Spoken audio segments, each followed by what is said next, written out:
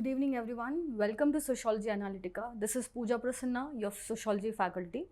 So today I'm going to start with Durkheim, and you must have observed the question that though it is a Durkheim question, I have also added Karl Marx.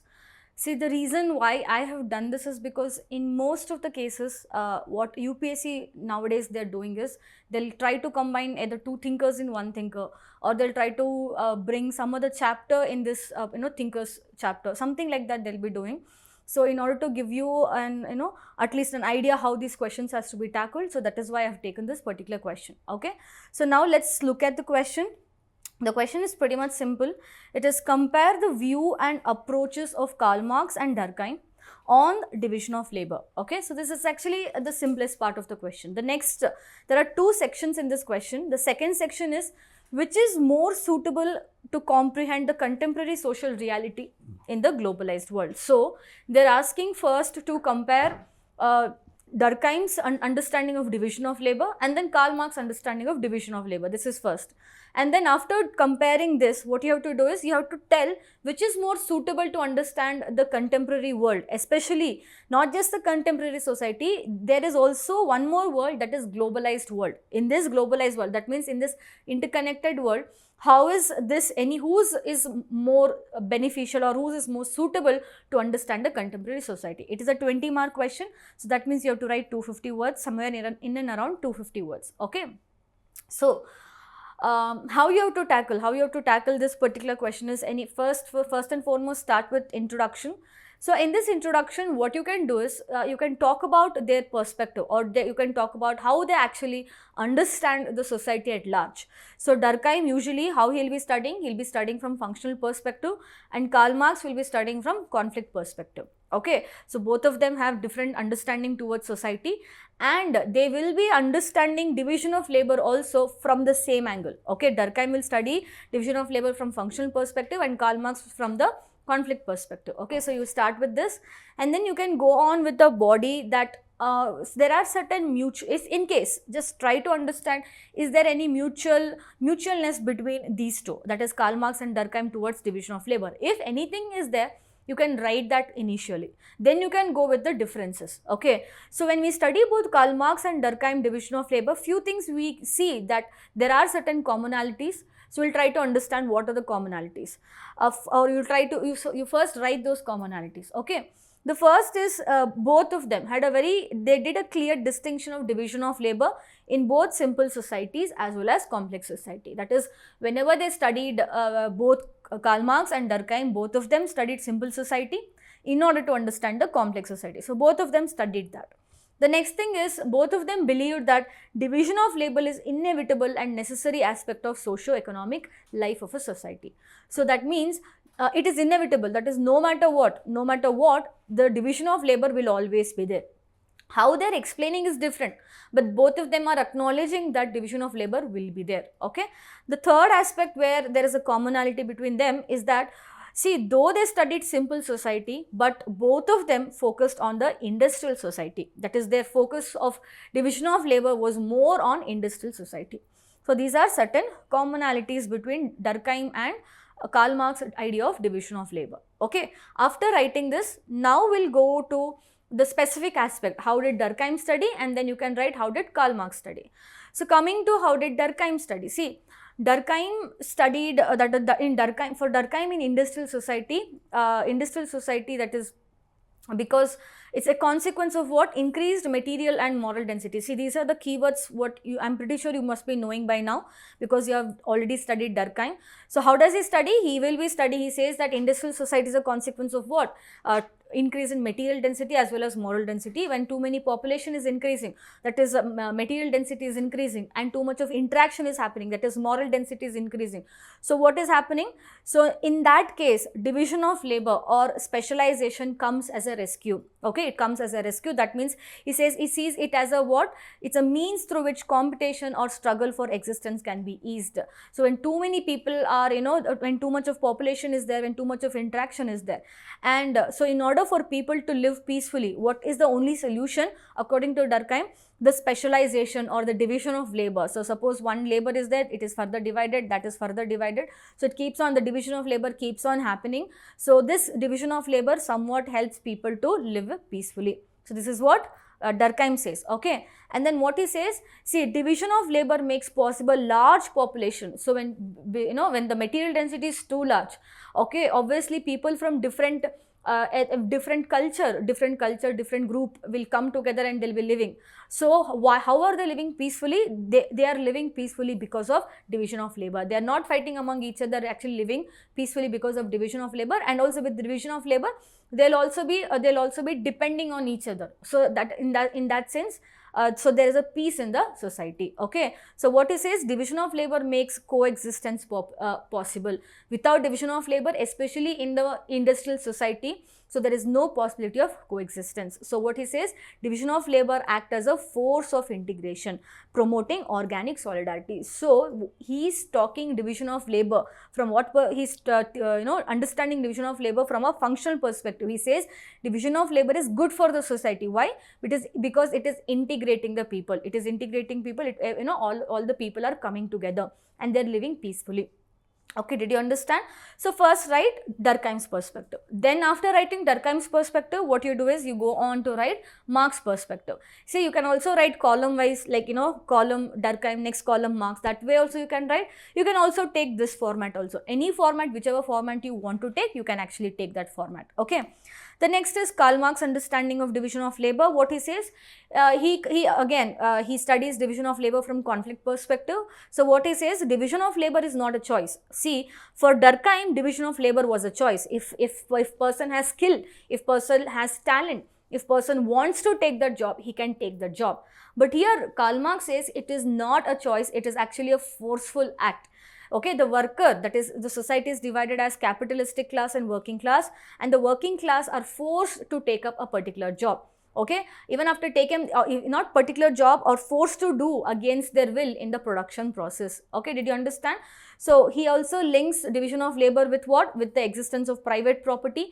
So as private property is there, so they want to extract, that is, capitalists wants to extract as much of profit as they can, and this will create a false consciousness in the mind of the working class. They'll try to create false consciousness.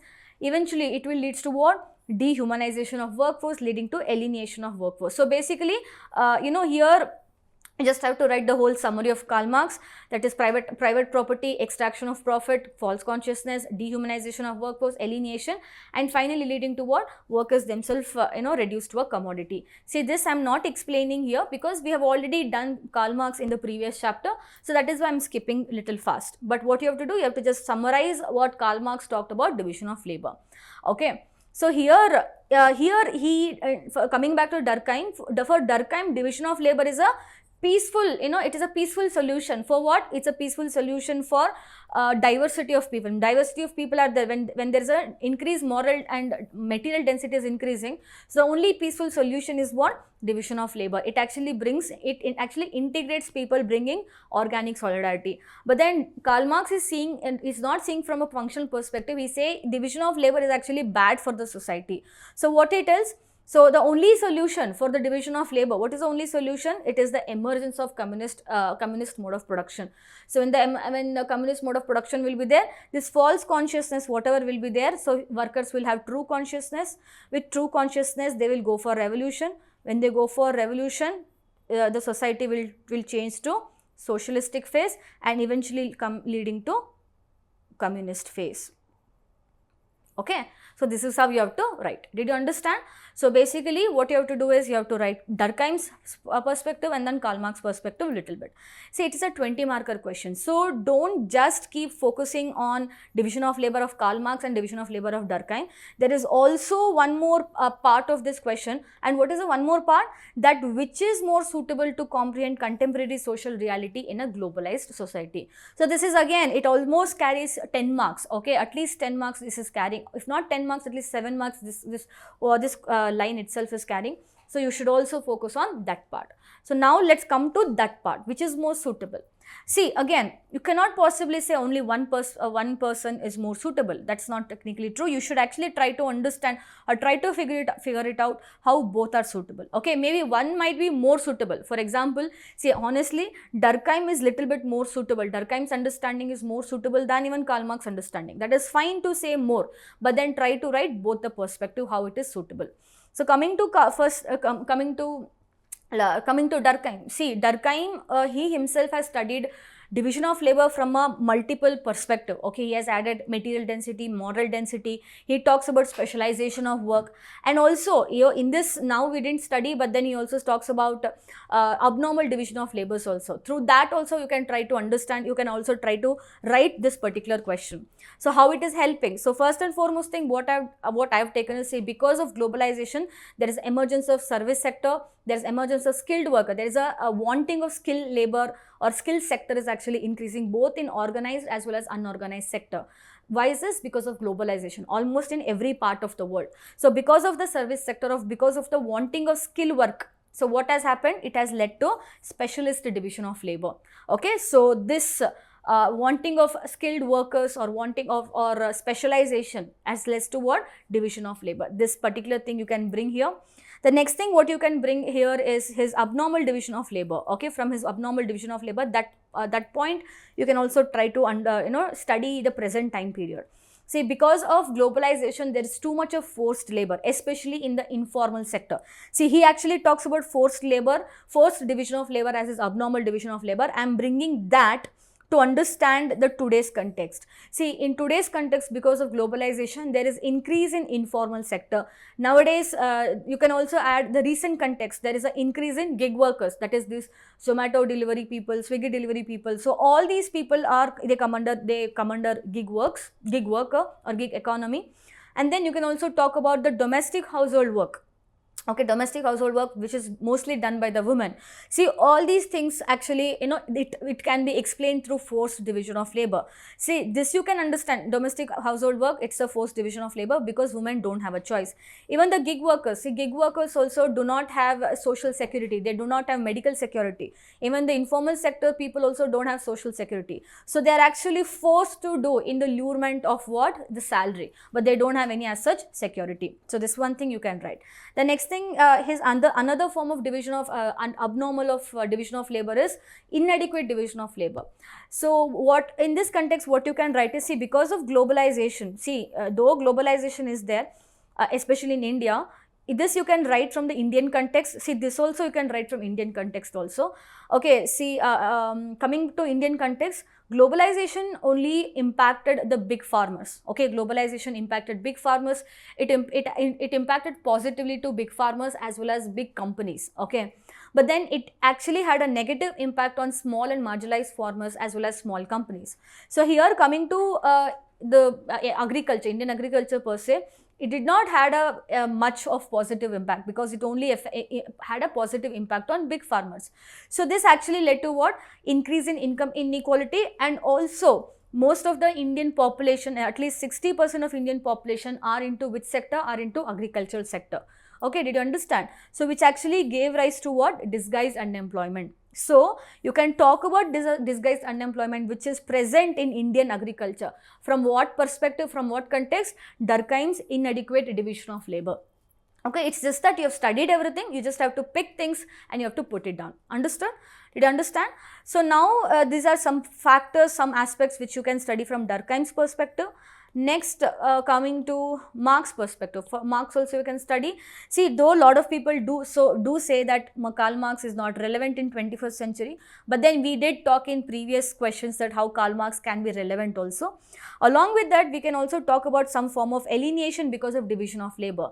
See, because of globalization, there is too much of outsourcing of work. That is, lot of work has been outsourced from Western country to Indian or Eastern countries, specifically Indian society. See, this outsourcing of work has also led to division, has led to alienation. This form of division of labor has also led to what? Alienation. How? Because the timings is different. We have to work in the American timings or UK timing.